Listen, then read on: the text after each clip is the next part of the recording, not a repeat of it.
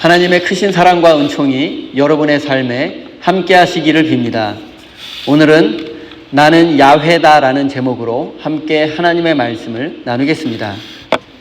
오늘 본문 말씀에는 하나님께서 용기를 잃고 낙담하고 있는 모세에게 그의 소명을 다시 한번 말씀해 주시며 용기를 주시는 내용이 기록되어 있습니다.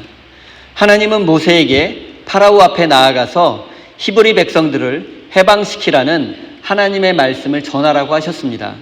하지만 모세는 여러 번 거절했고 마지못해 파라오에게 가서 히브리 백성들에게 자유를 주라는 하나님의 말씀을 전했습니다. 그리고 모세를 통해 하나님의 말씀을 전해들은 파라오는 예상했던 대로 히브리 백성들을 해방하지 않겠다고 거절했습니다. 또한 거절했을 뿐만 아니라 히브리 백성들에게 더욱 가혹한 노동을 명령했습니다. 그래서 백성들은 모세를 원망하고 비난하게 되었습니다.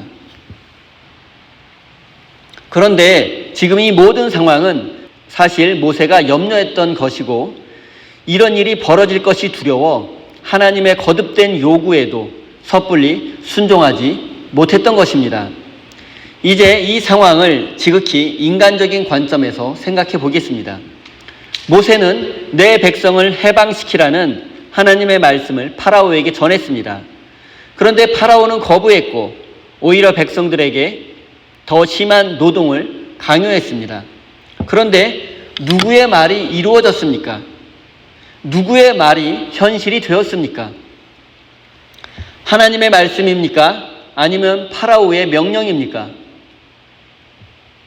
지금까지의 상황을 놓고만 본다면 하나님께서 말씀하신 것은 하나도 이루어지지 않았습니다.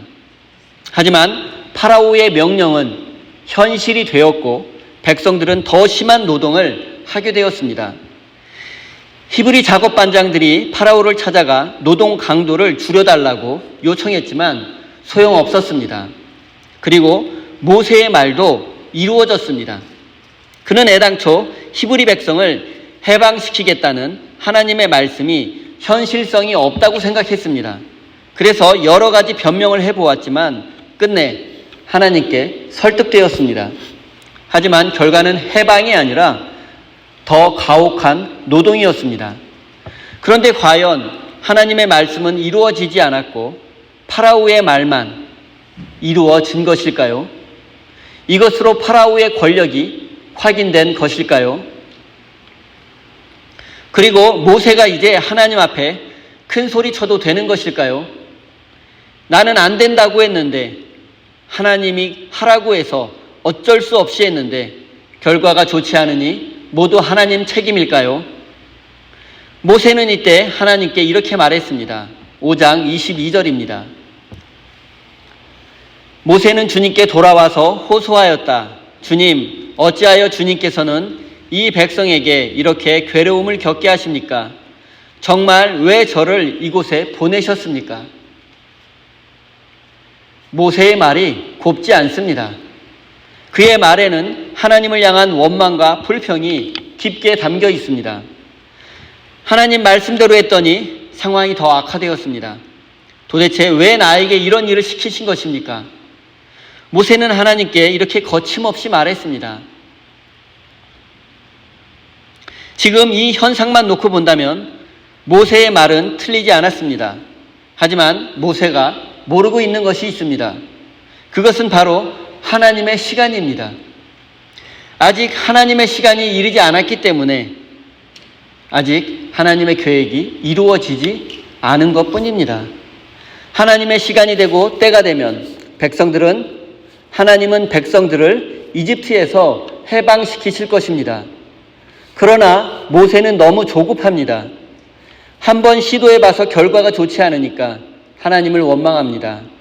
그는 인생을 길게 보지 못하고 실패 속에서 하나님의 시간을 기다리지 못했습니다.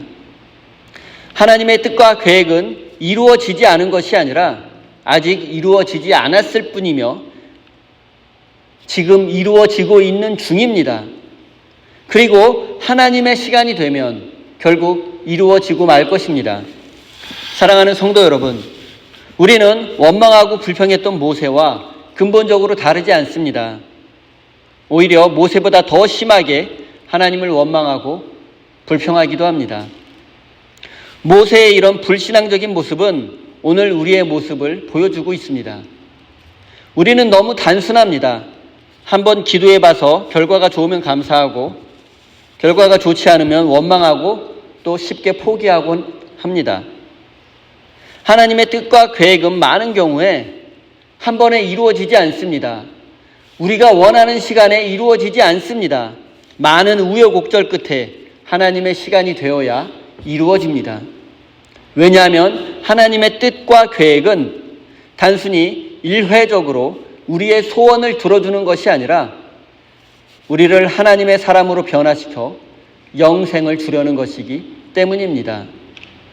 지금 모세는 한 번 순종했는데 결과가 좋지 않다고 원망하고 불평합니다. 그러나 하나님의 계획에는 이 모세의 실패까지도 포함되어 있습니다. 하나님은 이 실패를 통해서 모세가 하나님 앞에 더욱더 엎드리기를 원했고 하나님을 더욱 신뢰하는 법을 배우기를 원하셨습니다. 사랑하는 성도 여러분, 한 번 순종해서 결과가 좋으면 감사하고 아니면 말고 또 한 번 기도해보고 응답되면 좋고 아니면 말고 여러분, 이것은 믿음이 아닙니다. 하나님은 우리가 실패를 포함한 모든 과정 속에서 더욱 하나님을 신뢰하는 사람으로 거듭나기를 원하십니다. 이 사실을 깨닫고 실패의 자리에서도 더욱 하나님을 신뢰하는 믿음의 사람으로 거듭나시기를 바랍니다. 1절 말씀입니다.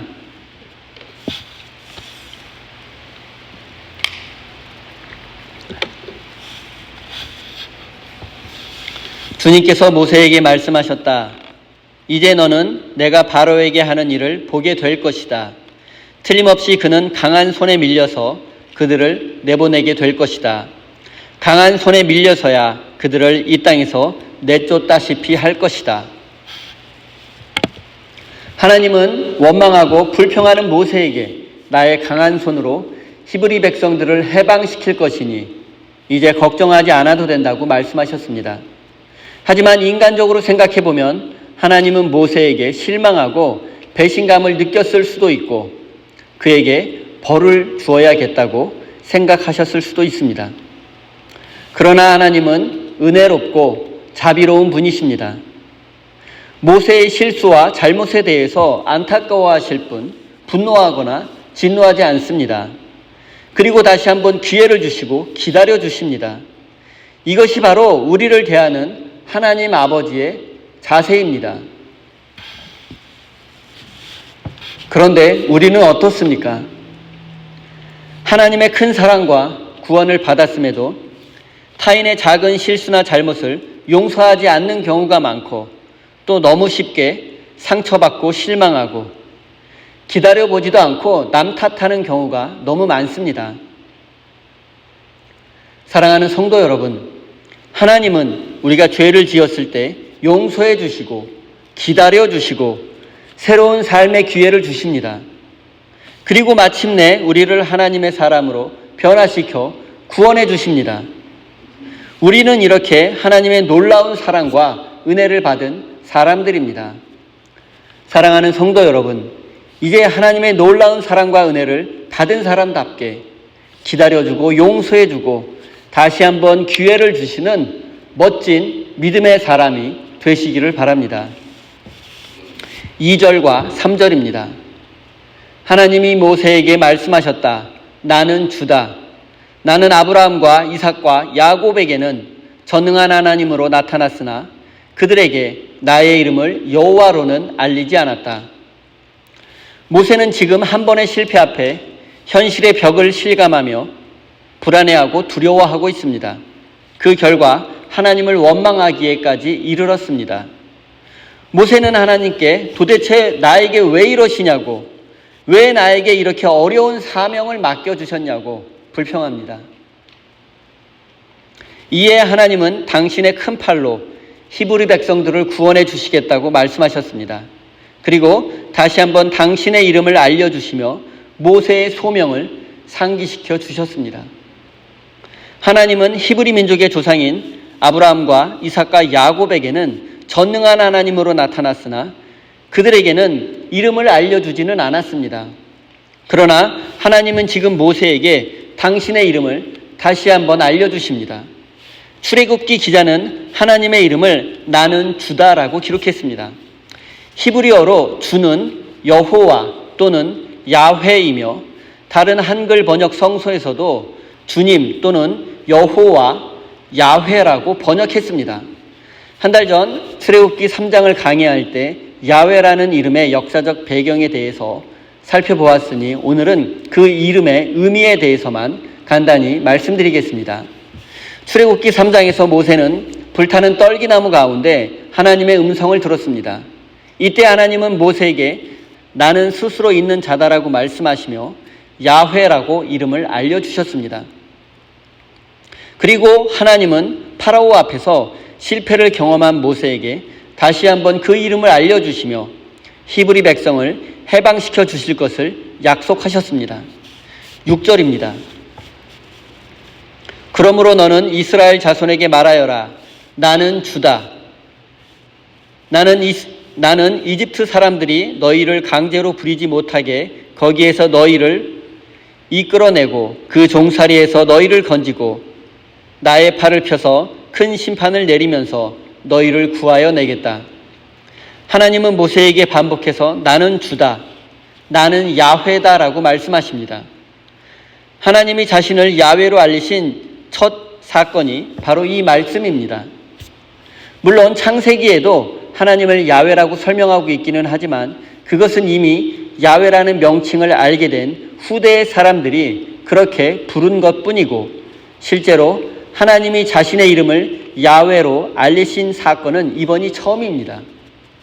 앞서 말씀드렸던 것처럼 하나님은 이스라엘 백성의 조상들에게는 전능하신 하나님, 즉 엘사다이로 나타나셨습니다.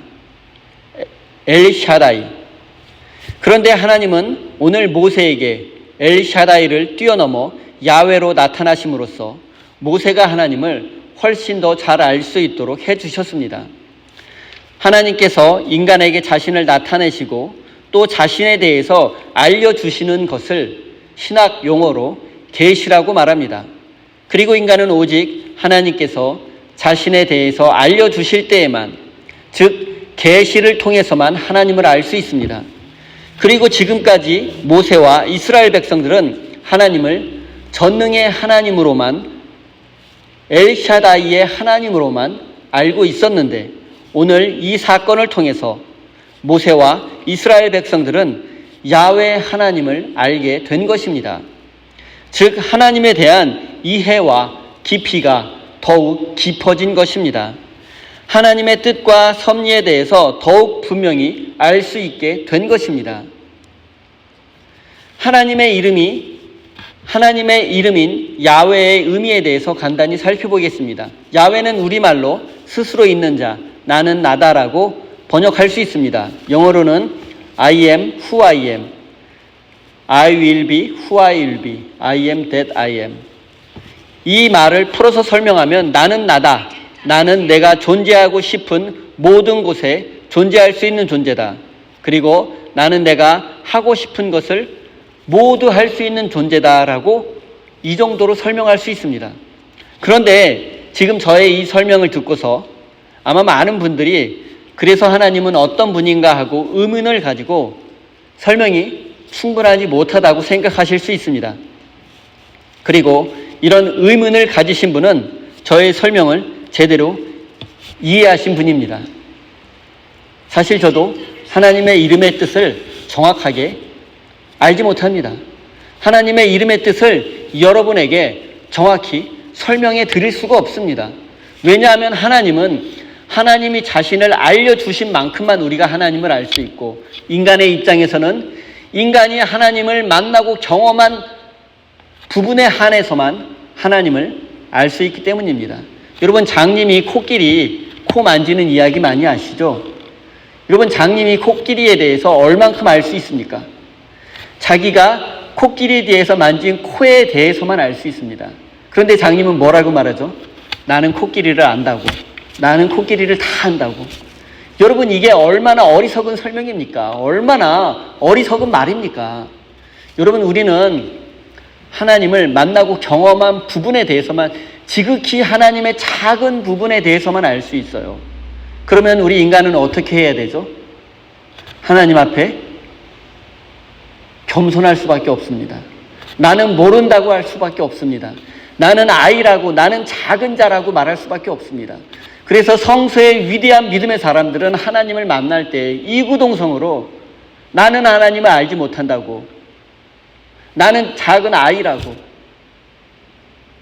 하나님 내 곁에서 떠나달라고. 하나님은 인간의 한계를 초월해서 존재하는 분이시기 때문에 제한된 인간의 언어로 하나님의 존재를 다 설명할 수 없습니다. 하나님은 당신의 이름을 알려주셨지만 인간은 그 하나님의 이름조차 온전히 이해할 수 없는 연약한 존재입니다. 우리는 하나님의 이름을 야훼라고 알고 있지만 하나님은 야훼라는 그 이름 안에 갇혀 계시는 분이 아니십니다. 하나님이 자신을 인간에게 온전히 계시하셔도 인간은 하나님을 다 알 수 없고 이해할 수 없습니다. 이것은 하나님과 인간의 근본적인 차이 때문입니다. 하나님은 무한하시고 인간은 유한하기 때문입니다. 지금까지 모세와 히브리 백성은 엘샤다이, 즉 전능의 하나님만 알고 있었습니다. 그래서 하나님은 무엇이든지 하실 수 있다는 약간의 맹목적인 믿음을 가지고 있었습니다. 그러나 이제 야훼 하나님에 대해서 알게 됨으로써 하나님은 인간의 계획과 생각을 초월해 계시는 무한하신 하나님임을 깨닫게 되었고, 지금은 실패처럼 보일지라도 하나님의 시간을 기다릴 줄 아는 믿음을 가지게 되었습니다.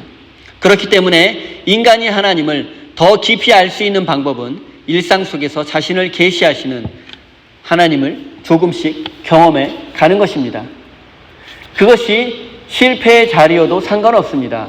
사실 오히려 인간은 실패와 고난을 통해서 하나님을 더 깊이 만나게 되고 하나님의 뜻을 더 깊이 이해할 수 있게 되는 경우가 많습니다.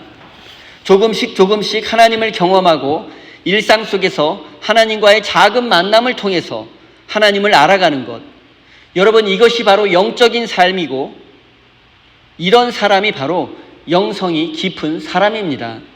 사랑하는 성도 여러분, 우리는 믿음의 삶을 통해서 하나님을 만나고 경험하며 하나님을 더 깊이 알아가야 합니다. 이것이 바로 하나님의 뜻과 섭리를 깨닫는 방법이고 영적인 삶이며 구원의 길이라는 사실을 마음 깊이 새기시기 바랍니다. 이제 야훼 하나님의 이름을 히브리 백성의 해방을 상징하는 출애굽과 관련해서 생각해 보겠습니다. 하나님은 이미 오래전에 아브라함과 이삭과 야곱에게 가나안 땅을 주시겠다고 약속하셨습니다. 그런데 지금 그들의 후손인 히브리 백성들은 이집트의 노예로 전락했습니다. 그리고 하나님은 그들의 신음소리를 들으시고 모세를 부르신 것입니다. 또한 모세를 통해서 그들을 노예의 삶에서 해방시켜 주겠다고 말씀하셨습니다. 그러기 위해서 먼저 이집트에서 탈출해야만 합니다. 히브리 백성은 이집트에서 약 400여 년 동안 소수민족으로 존재하면서 거의 노예처럼 살아왔습니다. 그러기에 그들은 꿈도 소망도 없었습니다. 단지 현실의 고통에서 벗어나는 상상을 했을 뿐입니다. 이런 상황에서 조상들이 믿던 하나님이 보내신 모세가 등장했고 이제 그를 통해서 이집트 탈출이라는 해방을 꿈꿀 수 있게 되었습니다. 모세는 백성들에게 하나님의 약속을 알려주었고 그들에게 소망을 주었으며 하나님의 말씀으로 그들을 이끌었습니다. 백성들이 늘 모세의 말에 순종한 것은 아니었지만 결국 그들은 모세의 가르침, 즉 하나님의 인도하심을 믿고 따르게 되었습니다. 그래서 힘없는 노예 민족의 해방은 현실이 되었습니다. 저는 히브리 백성의 출애굽과 해방에 대해서 묵상하면서 오늘 이 땅의 성도들에게도 마찬가지로 출애굽이, 해방이 필요하다는 생각을 하게 되었습니다. 히브리 백성들은 노예의 삶에서 해방되어 자유를 얻었습니다. 그리고 노예 제도는 하나님의 형상으로 지음받은 인간의 삶을 파괴하는 악한 제도입니다. 그리고 돈과 성공으로 대변되는 자본주의적 이데올로기는 많은 현대인들을 노예로 만들었습니다. 그런데 그것이 무엇이든 인간을 노예와 같은 존재로 만든 것이 있다면 그것은 하나님의 형상으로 지음받은 인간을 파괴하는 것입니다. 인간의 역사 속에서 인간의 삶을 파괴하는 악한 제도는 얼마든지 있어 왔습니다. 그리고 인간은 혼자의 힘으로 이런 악한 힘에서, 악한 사회 제도에서 벗어날 수 없습니다. 이것은 현대인들도 마찬가지입니다. 인간의 삶을 구속하고 파괴하는 악한 힘으로부터 인간은 스스로를 구원할 수 없습니다. 그러나 우리 하나님은 야훼 하나님이십니다. 우리가 상상할 수 있는 모든 것을 초월해서 그 너머에 계시는 분이십니다. 그리고 하나님의 뜻과 계획은 우리를 해방시키고 우리를 자유롭게 하는 것이며 하나님은 그것을 해내실 수 있는 힘과 능력이 있는 분이십니다. 하지만 세상 역사를 보면 하나님의 구원과 해방이 일어나는 것 같지 않습니다. 오히려 당시 이집트 제국과 같은 막강한 권력이 자신들의 이익을 위해서 힘없는 자들 위해 군림하고 압제하고 착취하고 있는 것만 같습니다. 하나님의 구원과 해방이 요원하게 느껴지는 이유입니다. 그리고 우리는 이런 현실 속에서 살고 있습니다. 그렇다면 만약 3,500년 전 이스라엘을 해방시키겠다는 하나님의 약속은 우리에게도 유효한 것입니까? 사랑하는 성도 여러분, 우리가 믿고 섬기는 야훼 하나님은 태초에 천지를 만드신 분이시며 이 세상 역사를 이끌어가는 분이십니다. 우주의 역사와 인류의 역사 속에서 지금 우리는 한 점을 살아가고 있을 뿐입니다. 하지만 야훼 하나님은 처음부터 마지막까지 알파와 오메가까지 관통하며 바라보시며 우리에게 가장 좋은 시간에 가장 적합한 때에 당신의 뜻을 이루실 것입니다. 사랑하는 성도 여러분, 하나님의 약속이 아직 이루어지지 않았다고 불안해하거나 초조해하지 마십시오. 여러분을 억압하고 압제하는 것으로부터 아직 해방되지 않았다고 불안해하지 마십시오. 지금 여러분의 현실이 어렵고 힘들다고 하나님을 의심하지도 마십시오. 사랑하는 우리 세임교회 성도 여러분, 우리가 믿고 섬기는 야훼 하나님은 우리를 해방시키고 구원해 주시겠다고 약속하셨고 그 약속을 반드시 지키실 것입니다. 이 약속을 믿고 거룩한 믿음을 살아내는 참된 하나님의 사람이 되시기를 예수님의 이름으로 축원드립니다. 기도하겠습니다. 은혜로우신 하나님, 우리는 우리가 원하고 바라는 것들이 이루어지지 않았다며 하나님께 원망과 불평을 쏟아냈습니다. 하지만 그것은 이루어지지 않은 것이 아니라 아직 이루어지지 않았을 뿐이며 지금 이루어지는 중이라는 사실을 깨닫게 해 주십시오. 조급한 마음에 불평하고 불안해하는 어리석은 자가 아니라 믿음을 가지고 하나님의 시간을 기다릴 줄 아는 지혜로운 자가 되게 해 주십시오. 하나님, 모세가 엘셰다이 하나님에서 야훼 하나님을 알게 된 것처럼 우리도 하나님과의 더 깊은 만남과 교제 속에서 하나님을 더 깊이 알아가고 하나님의 뜻과 섭리를 깨달을 수 있도록 인도해 주십시오. 출애굽을 통해 히브리 백성을 해방시키신 하나님, 지금 이 시대에도 히브리 백성들처럼 고난과 고통 가운데 있는 많은 이들이 있습니다. 야훼 하나님, 그들에게도 나타나셔서 구원해 주시고 부족한 저희를 주님의 도구로 사용해 주십시오. 사랑의 하나님, 이 시간 우리 세임교회 성도들이 소중한 예물을 올려드립니다. 저들의 정성과 믿음까지도 받아주시고 저들의 삶에 하나님께서 주시는 기쁨과 평화가 가득하게 해 주십시오. 하나님, 우리 교회를 위해서 기도하고 봉사하며 헌신하는 많은 손길들이 있습니다. 저들의 기도와 헌신을 연락하여 주시고 우리 세임교회가 죽어가는 영혼들을 살리며 생명의 복음을 전하는 아름다운 교회가 되게 해 주십시오. 예수님의 이름으로 기도드립니다. 아멘.